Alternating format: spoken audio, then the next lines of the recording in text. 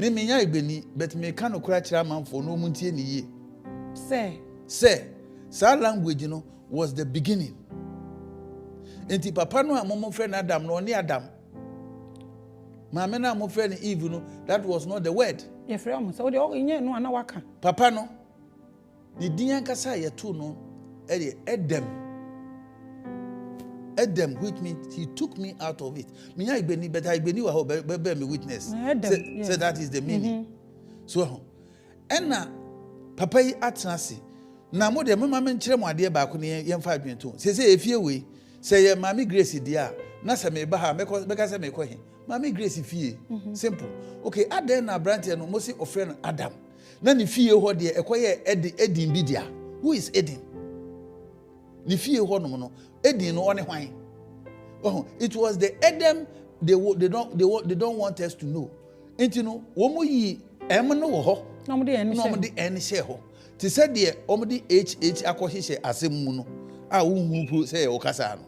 Oh, in the time bia no the tricksters omo bo modern say o be yi afiri ye kwan so. Ene o mu gusu den enye enti papa no e wo ho no mo no. Se bibia ye duality.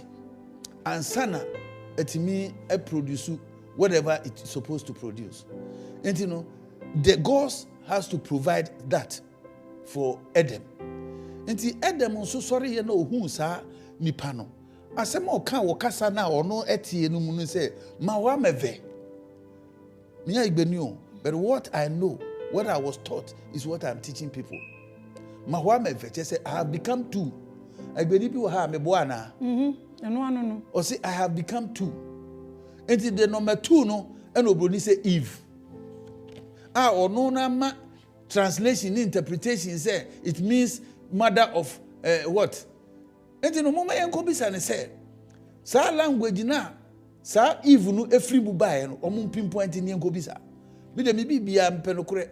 Enti say wo si eye Eve ana say eye Adam a kasa ban e na ye wo sa word Adam no ene ni meaning no e wo ho ni yanko bisa. Simple as ABC. We nyantokwa me pacho nti person o chere say Bible ni beginning na ye lies ana and no more mistranslate. Yes. So one say me can say me no Bible no a lot of people fight against the Bible. But me I fight against Bible in a different angle. The angle means the original records na ye nanam di good clay tablet no so no. Those who copied into the paper no made a lot of mistakes. Me problem am me one no. They made a lot because the story was originally. Mistakes no na intentional and also say some are intentional.